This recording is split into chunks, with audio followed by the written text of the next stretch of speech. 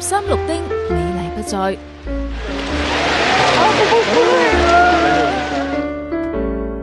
活生生嘅人去咗邊度呢？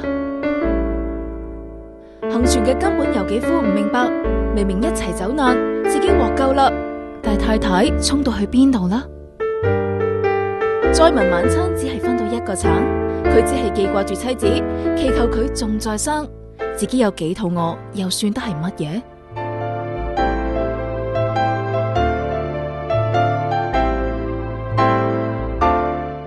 佢踩住嘅單車，貼上妻子嘅名同埋資料，4位咁穩。